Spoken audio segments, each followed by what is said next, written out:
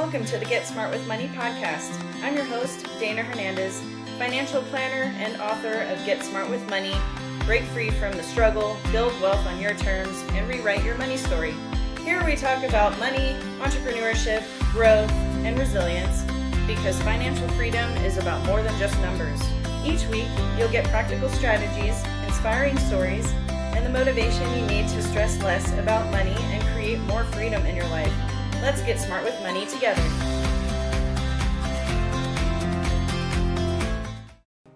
Hey everyone, welcome back to the show. Today we have a special guest. I have actually known her for a few months now. We both started a podcast at the same time. Her name is Jennierose, and she is the host of the Lit Up AF podcast. Welcome, Jennierose. Thanks for being here today. Hi, everyone. Thank you, Dana. I'm so excited to be here. Awesome.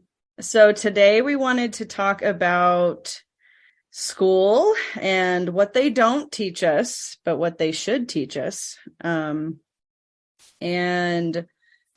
upon kind of getting ready for this episode, I looked up the most common questions that are Googled having to do with finance and money.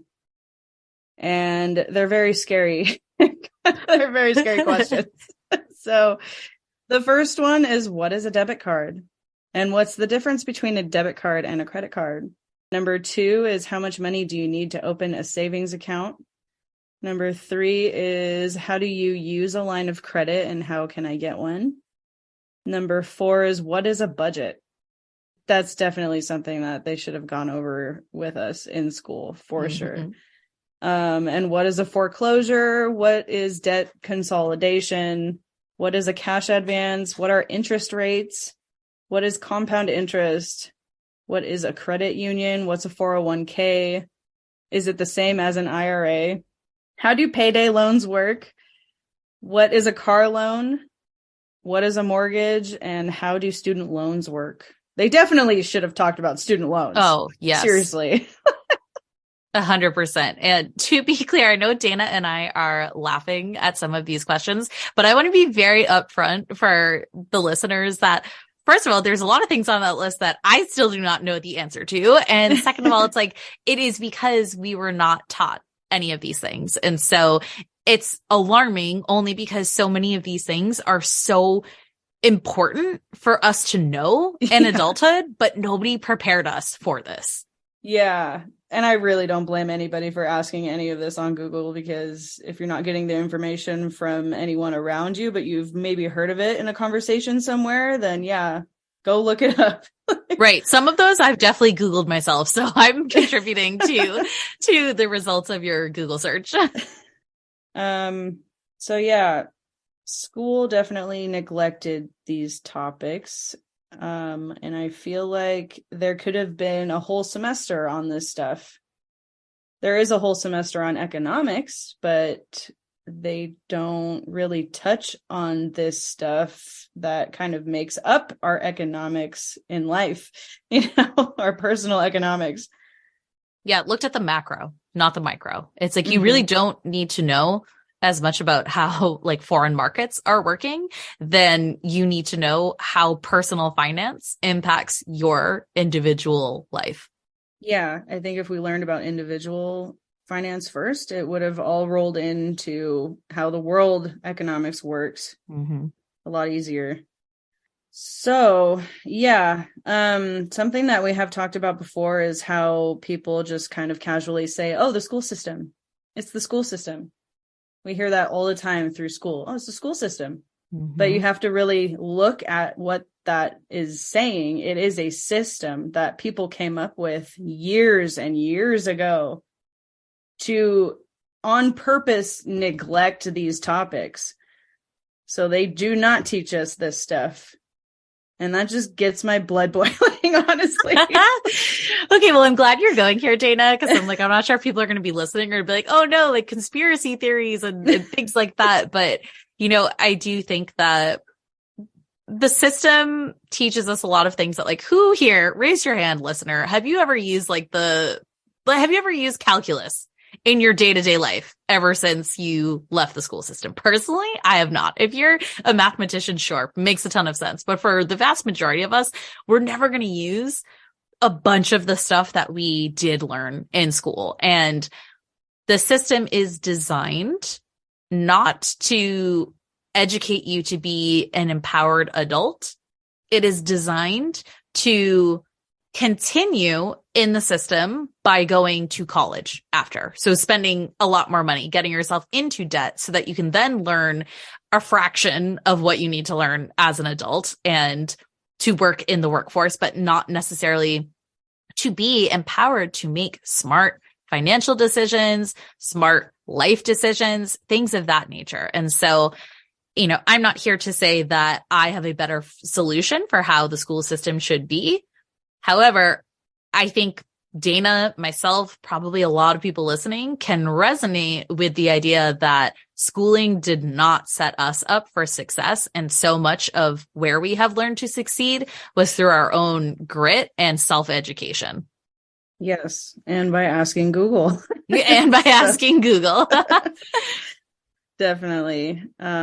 Yeah, they just kind of set us up for just going to work for other people. There are definitely several topics they don't touch on in school, like entrepreneurship would be one, because there's smart kids out there. They probably have parents. Some people have parents that have businesses, their own ideas of things they want to do. So these kids kind of are already brought up in that kind of way of thinking. Mm-hmm. But they're still going to school with all their other peers, and they're all still learning the same things on how to go work for other people. And they don't teach you anything about business, how to like your tax write-offs that you can have as a business owner. They don't teach any of that. And taxes is like one of the most important things, and credit as well. They don't teach us anything about credit, how it's used, why it's important.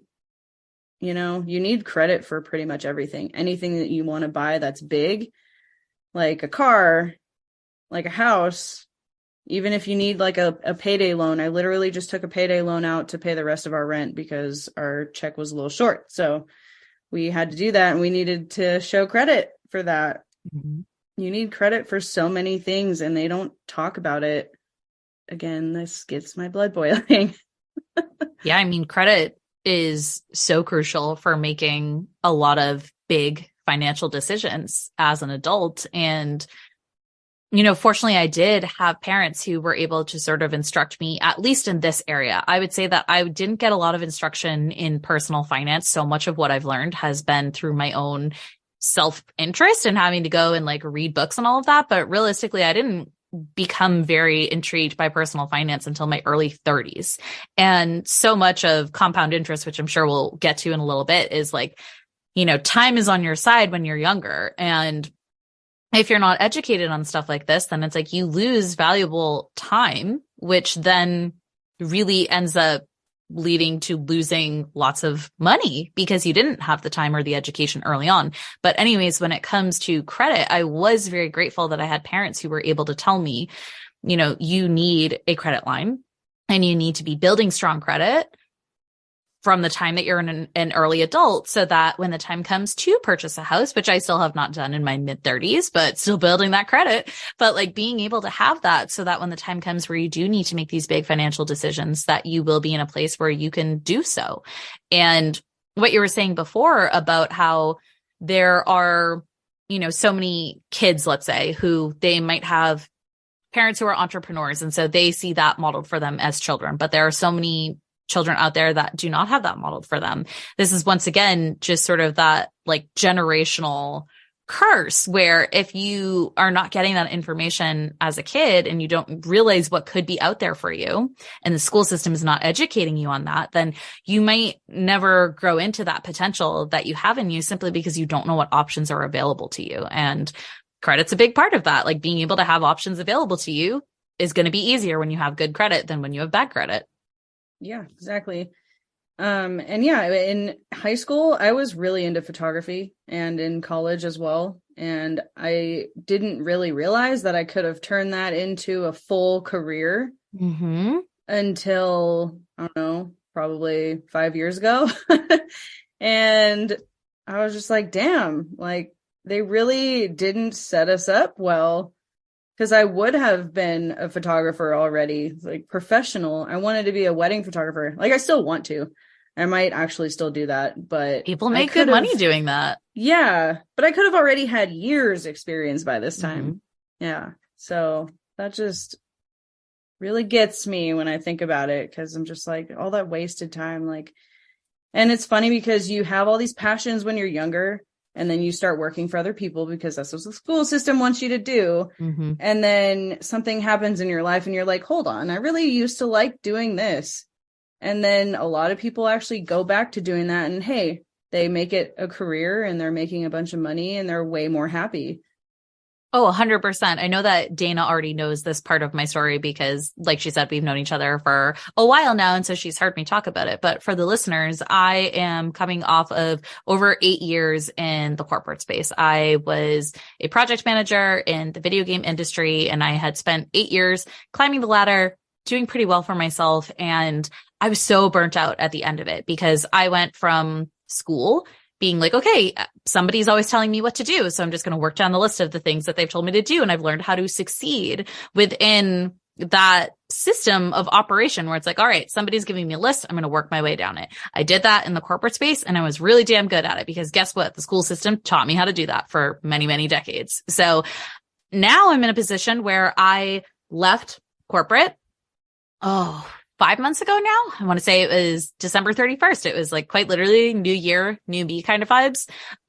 Quit my job, and I've been doing my own thing for the time being. And it's been fascinating to have to unravel what so many years of the school system taught me how to be, who to be, how to live life. Because I'm like waking up every day, I'm like, oh, there is nobody telling me, here's the list of shit that you have to do today.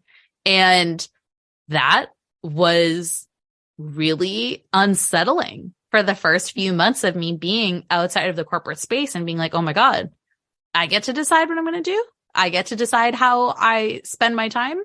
It's really crazy. And I saw this meme the other day. I hope you don't mind me referencing memes because I know that they're not like, the most accurate source of information. But I saw this meme going around on Instagram recently that was talking about how American citizens have significantly fewer vacation days than like medieval peasants who were quite literally like they were peasants and they were indentured servants, but it's like they still got more time off because their overlords, their rulers knew that people would riot if they didn't have time off. Whereas like we've now been subject for many, many years to that 5-day work week where you only have 2 days off. And, the first day you're kind of just brain dead being like, all right, I need to like sleep and catch up on, just existing as a human being since I just spent 5 days completely buried in work. And then the next day it's like, great, now you get to do all of your chores that you didn't have time to do during the week. And then you're exhausted and you go back to doing it all over again on repeat. And now there's so many other countries that are exploring 4-day work weeks or significantly reducing the work week and seeing dramatic improvements in both productivity and in happiness levels in their employees. And like, probably not going to see that in America, or at least not for a long time, because you know how much we love capitalism in this country.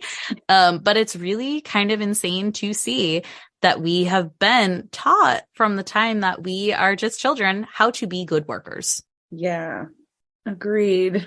Oops, sorry, getting a little spicy on the pod. Yeah, and I feel like if they were to teach self-development and mindset stuff, we would be a lot better off in a lot of different ways. Yeah, like interpersonal communications, and how to actually talk to your coworkers and stuff, because a lot of what they don't teach us is definitely how to talk to your peers. And that's why a lot of drama starts. Mm-hmm. Like even in high school, I was in drama in high school. Mm-hmm. That was horrible. But it's because of like miscommunication issues and just stuff like that we just should have just had a conversation about, but we didn't. Yeah. And then it caused a whole bunch of drama and everyone else got involved in it because, you were telling all your friends. Yeah, I think a lot of that is communication issues, but also self-regulation issues. Is we were not necessarily taught how to manage big emotions. And this might sound insane for me to say, but I quite literally did not know this until a few years ago when I was in therapy, that feelings are meant to be quite literally felt in your body. They are physical sensations. To me, they all happened in the mind. And so I'd be in a therapy session and my therapist would be like, okay, like, where do you feel that in your body? And I'm like, what kind of a question is that? And it's like, I didn't realize that emotions were meant to be physically felt in the body. And I don't know if you knew this, Dana, but apparently emotions are actually only supposed to last 90 seconds.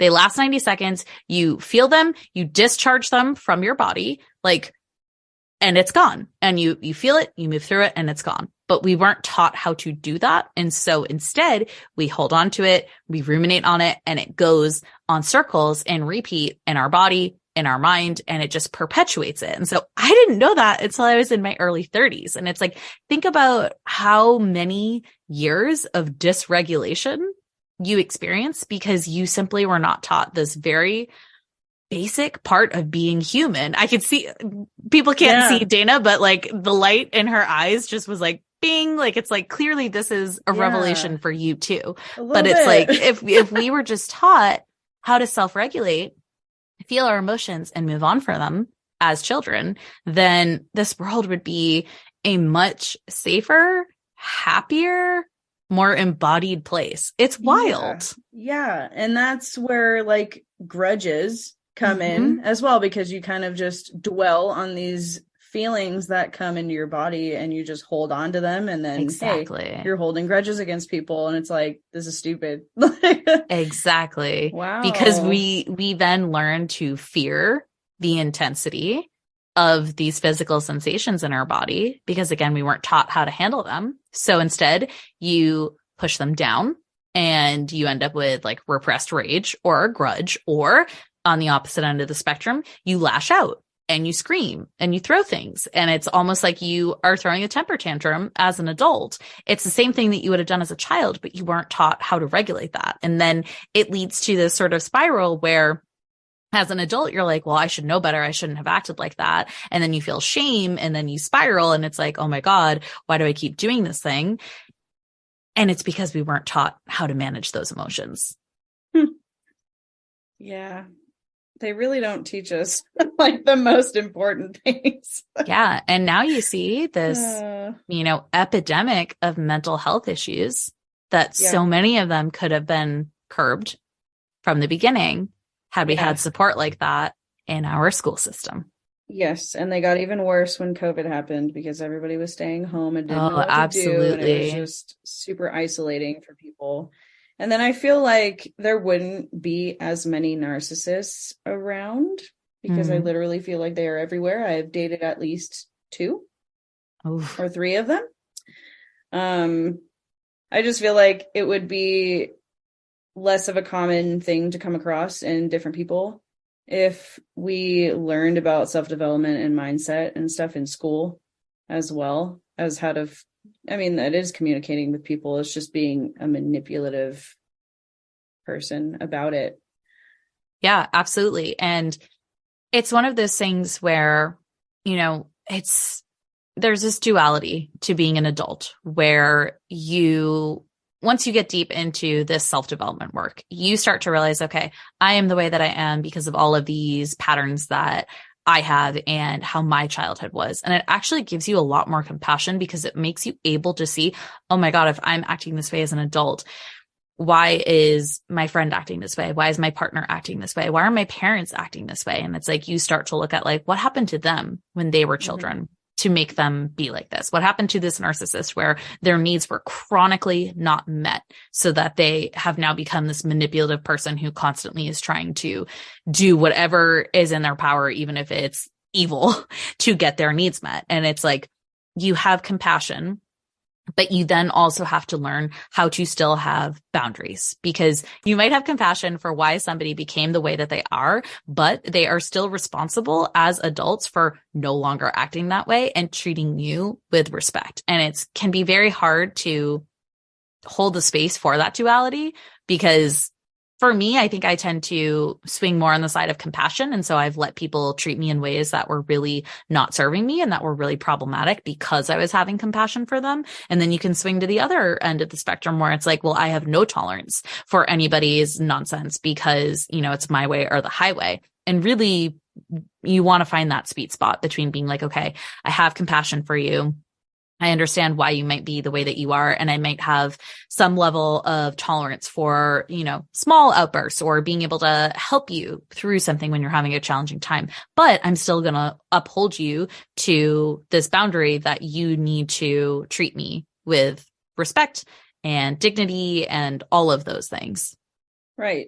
Yeah. And I feel like if they touched on boundaries at all in school, all of us, we would all be better off as well. Can I go on a little boundaries tangent? Because I listen to a lot of podcasts. Obviously, Dana and I like podcasts. We have our own podcasts, but there's a podcast that I listen to and they occasionally do book reviews. And there was this book review that they did. It was called Good Inside. It's by Dr. Becky something. And it's actually a book all about raising children. And I'm not a parent. And what they were saying in the episode was like, even if you're not a parent or you never plan to become a parent, they're like, this book is still so valuable for inner child healing, where it's like recognizing that every person is inherently good inside. And so when you act from the place of assuming, okay, this person's good, the behavior might be bad, you know, and looking at it through that lens instead of being like, they are bad. But anyways, about the boundaries in particular, this was kind of mind blowing to me because they were talking about how she made a distinction in the book that boundaries are what boundaries are and what they are not. And what boundaries are not is what I always thought was a boundary. So for example, it's like, you cannot speak to me that way. You think that that's a boundary. It's actually not. What the true boundary needs to be is, I will not allow you to speak to me that way.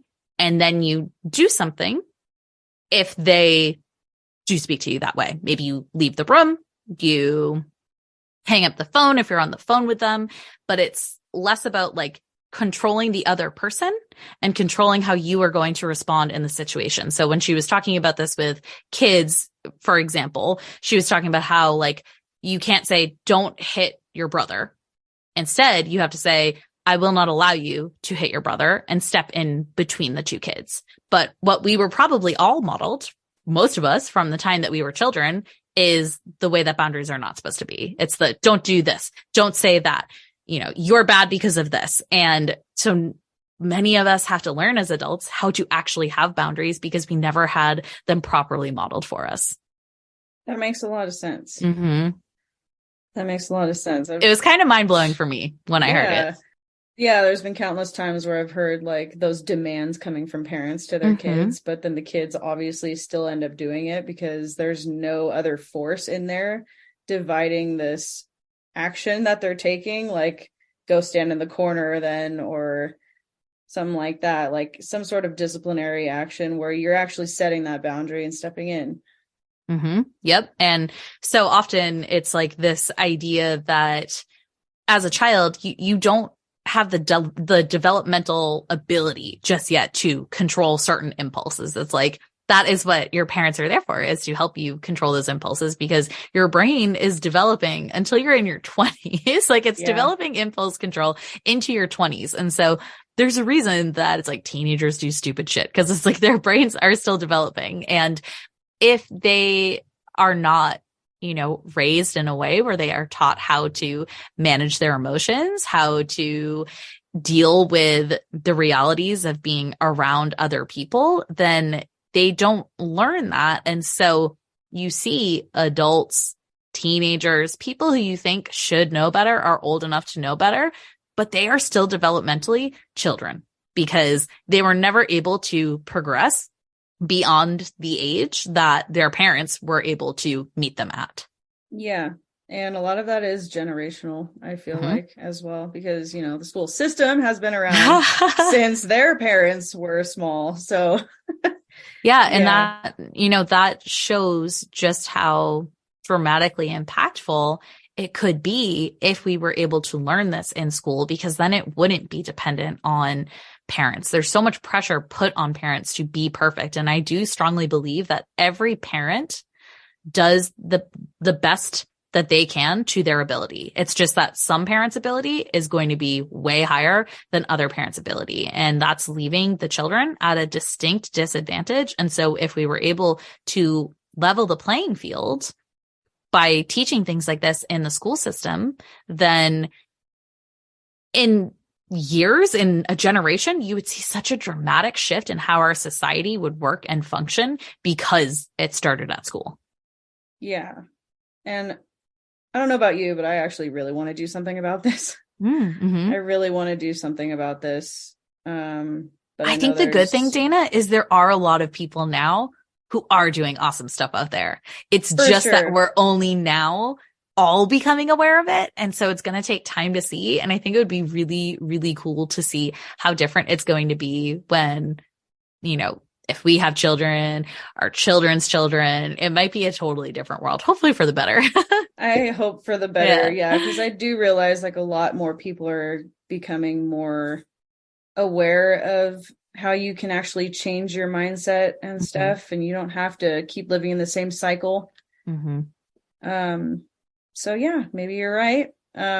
Maybe there will be a really positive change in the way that we are talking right now. So, fingers crossed. Yeah, I hope so. Because, you know, there's other things that I wrote down here that they don't talk about either, like debt management and how to pay your bills, how to organize and balance your checkbook. They don't teach us about stocks or investing or retirement accounts, anything like that.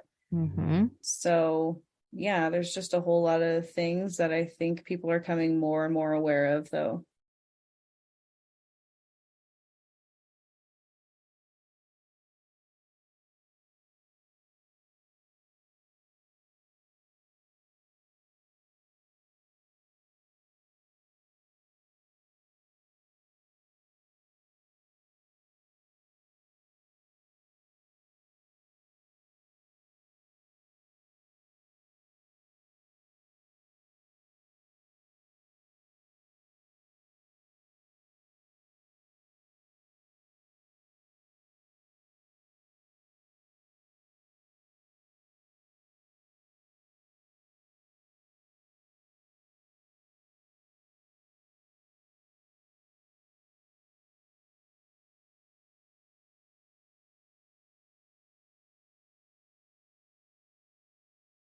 I think that is there's many, many things that have changed since the dawn of the internet, but that is one thing that I'm so grateful for is there is now so much information out there and there is no bar to getting that information. There are so many amazing content creators out there like yourself who are educating people about personal finance. And that's how I've become educated. I didn't get taught this in school. I didn't go through a class. I've been learning things by reading books that were recommended by different, you know, personal finance enthusiasts and listening to podcasts like yours. And it has made a world of difference because I can quite literally say that I went from having $0 invested to having, I mean, it's not like an insane amount of money, but like having money invested that will be very supportive for my future someday, because the previous generation, they all had pensions, and pensions are very rare nowadays. It's just like not really how, and it's really not how retirement is accounted for, but there was no change in education for people who don't get a pension. You know, it's like usually in the past, your job would provide for you. Now that's not the case. We are pretty much, for the most part, all expected to provide for our own retirement, but no one taught us how to invest. And investing feels like it's very overwhelming and like it's something that's impossible to learn.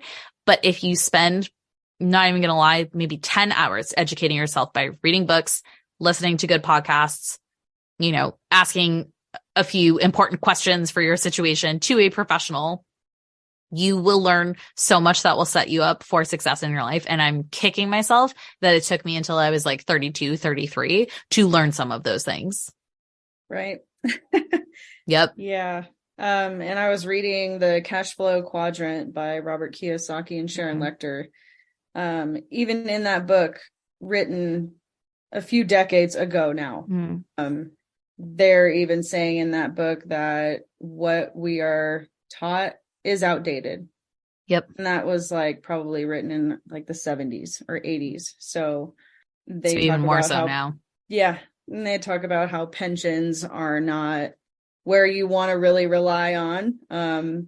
Jobs are not secure, even though a lot of people, they're like, oh, jobs are so secure. You get the benefits, you get your 401k. And it's like, no. You cannot rely on the 401k anymore. And did you know that companies don't have to pay out your pension by the time you retire? No, it's up to them. Know that. Yeah, That's it's up to the company. So problematic because I'm sure that they do not tell their employees that. And their employees probably think it is a done deal. I think the biggest thing around retirement that blew my mind that I've learned recently within the past few years is that retirement is not an age. Retirement is a financial number. And once you have enough money invested in a way that it's going to continue to replenish itself, because again, we all think that, okay, well, I need a ton of money in savings. And realistically, sure, you should have some kind of emergency fund in savings, or if you do have something that you are saving for short-term or long-term, like a house, then sure, you should have more money in savings. But for the most part, if it's sitting in savings, it's doing nothing for you. It's not building any wealth for you. But if you have it invested, it can be building wealth for you. And yes, the market is volatile, but historically, if you look over the years and you're playing the long game here, it always ends up going up. Like there's going to be an increase. You can look at it's like something like 100 years of stock market data to see that, yes, there are dips, but in the long run, it's always been trending upward. And so I didn't know that for the longest time. And so I just assumed, okay, I have to work until I'm 65. This is just how the cookie crumbles. And now I'm like, wait a minute, I can be smart with my finances and shave some years off of that. Some people even manage to do it in their 30s and their 40s. I'm certainly not there. I think that's a really cool goal to have. And, it would be pretty neat to be able to do that. But I think the important thing that everybody should take away is that the power is in your hands to be able to make that financial future for yourself. Yeah. A really big part of that is learning about compound interest, because I remember in school, they taught us the definition of compound interest. But when I really got into working in the financial industry, that's when I really understood how powerful it really is. And there are different policies like life insurance and other things that you can get that are more conservative. So your money's not in the stock market. Like a 401k, everyone thinks they're so secure. They're actually in the stock market. So like when COVID happened, everybody's money went down about like 40%. So people who are about to retire, they don't have that kind of time to make that money back up like younger people do. So they need to be getting their money out of there and rolling it into something safer, a more conservative plan with compound interest, because compound interest, like you were saying, people are kind of retiring a little earlier. Compound interest is what's doing that for people. You have to know where to put your money. It's like the rich people, you're wondering why rich people get richer. And it's like, they know where to put their money because they're putting their money in plans that are giving them like 6% and higher. Yep. I'd say that the two books that I have read that have made the biggest impact for me on finances around investing is I Will Teach You to Be Rich, which is like a very, very popular book. Ramit Sethi has his own podcast. He has his own TV show now. I haven't watched it. But that book was incredibly helpful for just like taking you from point A to point B. It doesn't start with investing. It starts with like, you have debt. Let's get your debt down. And then you want to start to build a budget. Here's how you should budget. And then eventually it gets you up through investing. So if you are considering yourself to be like a brand new beginner to personal finance, read that book first. The second book that made a huge difference for me is The Simple Path to Wealth. And that was a very detailed breakdown of simplifying how to invest and leaning into using index funds instead of putting all your money on, like, let's say, you want to take a gamble and you want to put it on Apple. It's like Apple could fail tomorrow and then your money's gone. An index fund buys you a sliver of the entire market. And so it weathers the storm so much better. And we've all been led to believe that we need to have like people who are advising us, but there's actually so much information out there for like simple ways to do things yourself that can be building this wealth for yourself. Yes. And the third book I think I would recommend is the Cash Flow Quadrant, because they talk about how to become a business owner and an investor.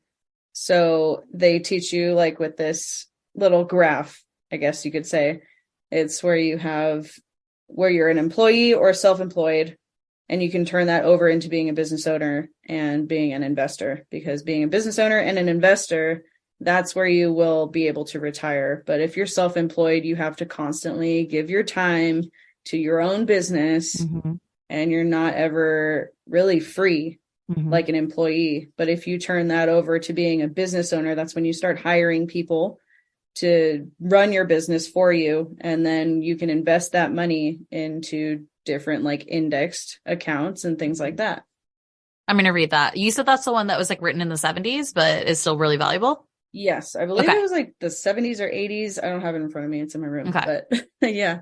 I got to read that next. I'll add that to my list. I do actually love reading personal finance books.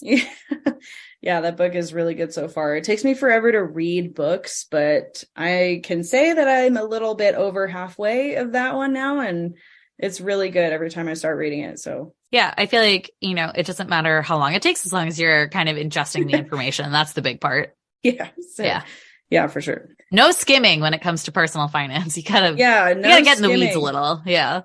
But yeah, I guess we'll kind of start wrapping this up, but really I wanted to kind of touch a lot on self-development, because I've been doing a lot of self-development and mindset work the past 3 years in the financial industry, because we have to be good, solid people inside and out, basically, to serve other people.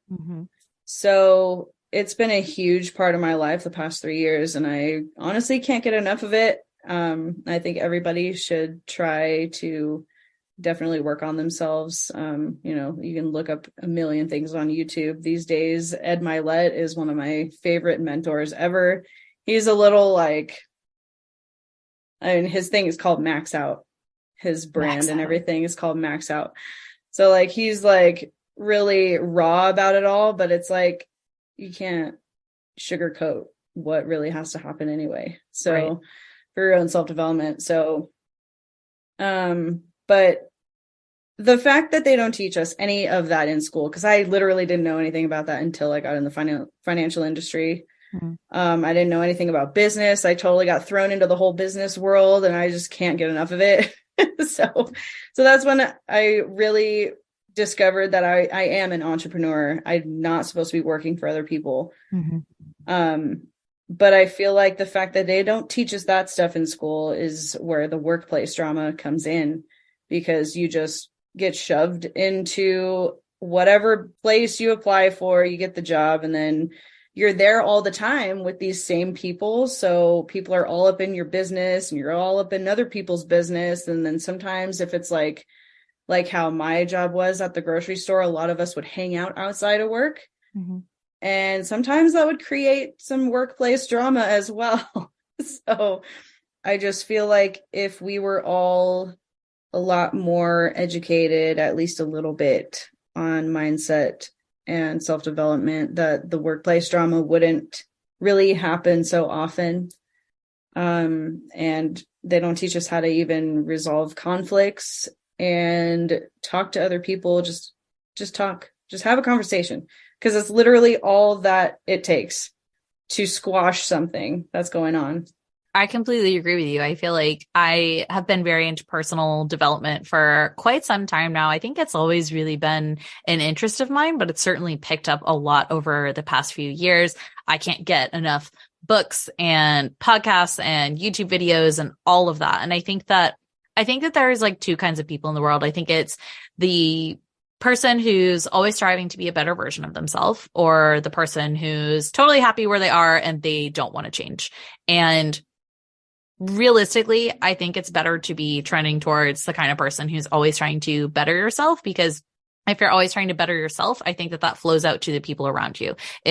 You don't just better yourself, you tend to care about making places better, environments better. So work environments, for example, it's like, once you've done enough self-development, I think that maybe you no longer get as triggered by workplace drama, because you can then recognize like, okay, I'm above this. I don't, need to be involved in this altercation that really has nothing to do with me. It has everything to do with whatever trigger the other person is dealing with. But it is, of course, frustrating to be around people who have not done any work on themselves, because it does put you in a position where it's like, okay, I kind of feel like I'm carrying the burden here of being the adult in the room, shall we say, because again, we've already talked about how so many people really are operating as almost like their unconscious child that they used to be, and it's still showing up as adults and the patterns that they're sort of exhibiting. So workplace drama, I think that the best example of this is like, I worked at a place after I graduated from college, and I was only there for like 8 or 9 months. And I was kind of amazed because the people who were working there, many of them were in their 40s or their 50s, and they were constantly gossiping and talking about people behind their back. And I was stunned, because for me, I was like, this is my first job outside of college. I had always worked through high school and college, but it was mostly with other high school and college age people. And this was my first time in a real professional working environment where it was mostly people who were significantly older than me. And I was stunned, because I was like, oh my God, like, this is a place of work. Everyone here is being so wildly unprofessional. I'm like, if this is what they're saying about other people, what are they saying about me behind my back? Like, I have no idea what's happening here. And fortunately, like I said, I wasn't there for a very long time. I was there 8 or 9 months, and I never got embroiled in any workplace drama myself, because I kind of immediately saw the writing on the wall and was like, I'm just gonna kind of keep to myself. I'm going to be very polite and very friendly to everybody, and I'm not going to be, sort of like aloof or standoffish, but I'm not going to be, sitting there and gossiping about other people at lunch, because I clearly do not want to be involved in this sort of environment here. But it was very eye-opening to see, because I had never really seen what I would call adults, even though I guess I was technically an adult at the time, acting like children. Like, my parents are not like that. My parents are not gossips, and they're not constantly talking about people behind their back. And I was just so surprised to see it for the first time. And since then, I can say with a lot of happiness that I haven't had any workplace drama, and I haven't really worked anywhere that, I got involved in anything like that. But it is real and it is out there. And I know that you have some crazy stories yourself. I do. Yeah. Lots of workplace drama when it came to the grocery store that I worked at. I worked at 2 branches, I guess you could say, of that same store. So I worked at one for 4 years and the other one for 4 years, almost 5. And yeah, we were just like always hanging out with each other outside of work, but it was like we were always around each other. So we always knew things about each other. So things were always told to other people about you. And it's just like, it's not how it should be. People are always coming up with rumors and things like that. But then when I moved to Nevada, my first job out here, I was starting to make friends pretty quickly, and we were all hanging out one night. And the supervisor was actually there as well.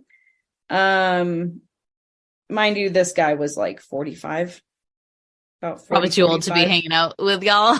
Yeah, a little too old to be hanging out with us, but whatever. He was hanging out with us, and we went to sushi that night. We had a few drinks. Some of us went back to one of their apartments, and they started to smoke some weed and stuff. And at the time, I was like, I had been smoking like when I was working at the grocery store in my 20s, but I was kind of just like, I don't really like this too much anymore. So I was just kind of like hanging out from that. And I had found out later that the supervisor told all of them that we were hanging out with that night that I went to HR and ratted on everybody. Oh, yeah. That a group of you were smoking, and I don't he even pinned know it on if HR, I don't even know if HR even knew about this, but he made up a rumor to them, to my new friends. I literally just moved here. So these were my brand new friends. And he told them that I went to HR and told them what we were doing outside of work. That's so bizarre. And I didn't find that out until months and months later. But all of a sudden I would go to work and like everybody would look at me weird. And I was like, what is going on? Like, what's up? Like, hey, it was so weird. But I didn't find out until months later when we all put it together and we were like, oh, wow. Like, why would I go tell HR about something we're doing outside of work? Right. It was ridiculous. So bizarre. Yeah, that guy was later fired for sexual harassment and things like that. So great. He sounds like a lovely person. Yeah. And then there's just so many other little things. There was a more recent one too at my last job that I had where I guess the drama started over something like really dumb, like these little bins that we were using for product and stuff. So like they would come down with the packages and we'd have to just sort everything. And the fact that I put a couple of them a little too high for this one person, that's what started the drama. Because throughout the rest of that day, I kept hearing about it from different people. And I was like, why is this such a big deal? Why is it such a big deal? And then I found out a few months later that you can actually put them 6 high. They can go even higher. Yeah, they can actually go higher. So...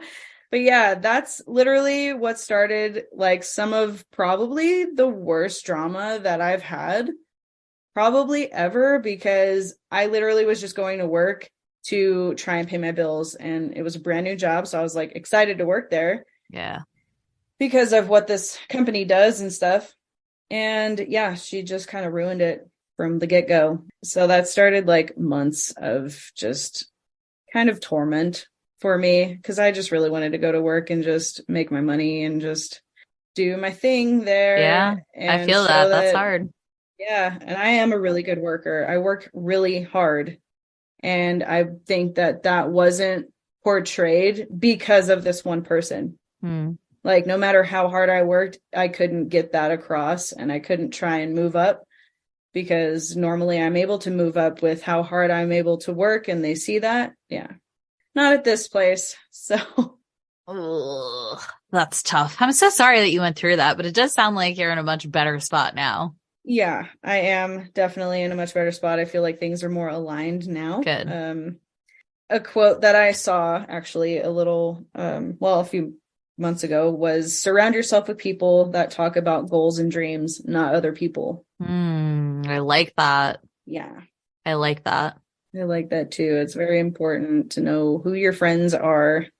Yeah. And if you see someone that, backstabs someone, it's probably fair to assume that at some point you will not be safe from that individual. So it's just good to be discerning about who you are spending time with. And this is in no way a reflection on what you went through, Dana. It's like you work with the people that you work with. Like, it's not, there was not a lot of control around that. But I think that a lot of people, they tend to find themselves embroiled in drama in friend groups or in romantic relationships. And I think that that's where it's really important to be discerning and to limit time with people like that, because I think a lot of people are driven by jealousy. And I don't know if that was a factor in what was happening in your workplace situation. I've definitely been in a workplace situation before where I had somebody who was very jealous of my own work ethic, and it made my job very challenging because there were a lot of roadblocks that got thrown up in my way by that one individual. Fortunately, this did not spiral out of control for me the way that it did for you, where it's like, management sort of had an opinion of you. I fortunately had been at that job long enough that I feel like people already knew me for me, and they were able to be like, okay, like, she's a hard worker, she's not dramatic. But it did make my life challenging just from like a happiness perspective. Like, it was very hard for me to be like, I'm just here to do my job. I want to do my job. I feel like this person's in competition with me. I've never desired to be in competition with them. I don't want their job. I want to do my job, and I want to do my job to the best of my ability. And it was really a bummer to kind of see that. And I had, a boss at the time tell me this person's jealous of you, and that's why they act that way. And I'm like, okay, could you help them not act that way? Because it would be really nice to just be able to do my job. But, it is what it is. But I do think that for people who find that this happens to them a lot, it's usually a jealousy thing that people are directing at them. Yes, it's definitely a jealousy thing. And I heard that she was even going around telling people I was a narcissist. So I feel like people who are haters in any way, they're pretty much just kind of showing people what they really feel about themselves and how they really are. Yes, it's usually over jealousy. I've come across this even growing up in my life. Like my cousin used to pick on me all the time, and I believe it was because of some sort of jealousy. I'm not exactly sure what it was, but that's the only thing that I guess would make sense. So I was just always bullied by her. And then once I started working, I started having issues there with different people. Because people would always talk about me behind my back. And sometimes I would hear these things and I'd be like, wow, like, okay, like, cool. Even in high school, that too. But like, I don't know. I feel like we're still kids in high school. So maybe that part doesn't really count, but yeah, it's like I look back at some of the things that I said and did when I was in middle school and high school. And I'm like, oh my God, like, can't believe I said that or did that. And it's like, exactly. Even even just like sort of in this vein of being catty, I feel like I wouldn't say that I was particularly catty. Like I wasn't like one of those mean popular girls in high school, but I definitely can look back at certain things where I was like, wow, that was not very gracious of me. Like that was pretty mean spirited. I don't really know why I acted that way. Exactly. And again, your brain is developing until you're, in your mid to late 20s. So I guess I kind of chalk it up to that where I'm like, okay, I know better now. I would never do that. But I do look back sometimes. I'm like, damn, what was I thinking? Same. Yeah. I don't know what I was thinking a couple times either. So, but yeah, no, in the workplace though, like we're really all there for one thing. Right. So it's like, why can't we all be there for that thing? Like nobody pays our bills but us. Right. And as much as I have told myself that over the years and as many times as I was telling myself that in this past job with this girl, yeah, like it's still hard to go when something is going on like that. But again, you can't let them pay your bills. Right. So you have to show up for work. You can't just take a day off because, you need a mental health day. I don't believe in that because you need to make your money. You have a job for a reason. You have to go make your money. Well, you're out of it now. And hopefully this new position history will not repeat itself. Yeah, no, it's going to be good. It's completely 360 different. Good. So this is a good one. Good. Yeah. And in reference to all this stuff, I would like to announce that I finally have a website that everyone can go look at. There's different pages on there that you can scroll through. We have a newsletter that's coming out as well that you can sign up for. And also in reference to this workplace drama that really gets my blood boiling because again, we're all there for one thing. I know how frustrating it is, and I feel like who hasn't come across workplace drama?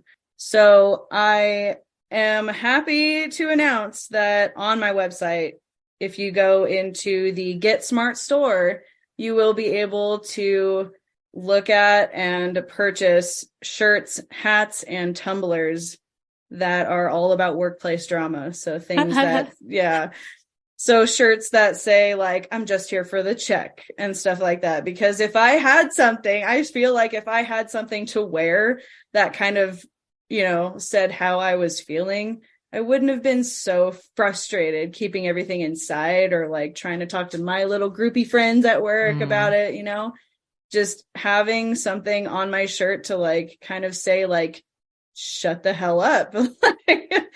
I feel like that would have made me feel a lot better. So I would like to help everyone else feel better about their workplace drama that they may be going through. So please go check out those hats and tumblers and shirts. Love that. Congrats on the website launch. Thanks. Yeah, my brother is helping me with it.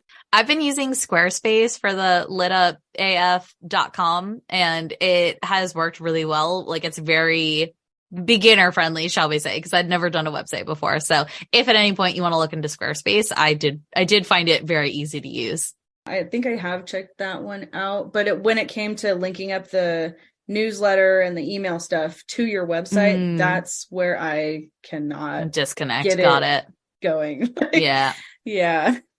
It's complex. It is. It's like, I feel like as new entrepreneurs, there's so much that is out there that you have to kind of figure out, like, all right, there's so many platforms for this. Which one do I want to use? And what are all the pros and cons? And it's like, it really is a lot of learning up front. Yeah. And then when the website builders and stuff, they talk about SEO, I'm like, what is that? Like that just sounds complicated, but I looked it up and it's really not. So thank God for that.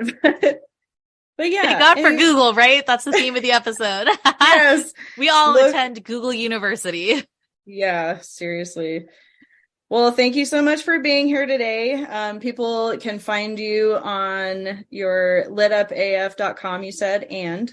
Yes. And you can also find me on Instagram at lit_up_AF. I post on there very, very frequently. So come on over, and I'm always open to people sending me a DM, just saying hi, getting connected. And I would love to hear from your audience.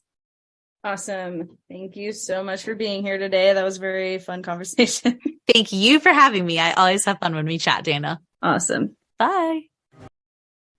Please like, review, share, and subscribe to this podcast, and follow us on Instagram at GetSmartWMoney Podcast, as well as checking out our website at GetSmartWithMoneyPodcast.com.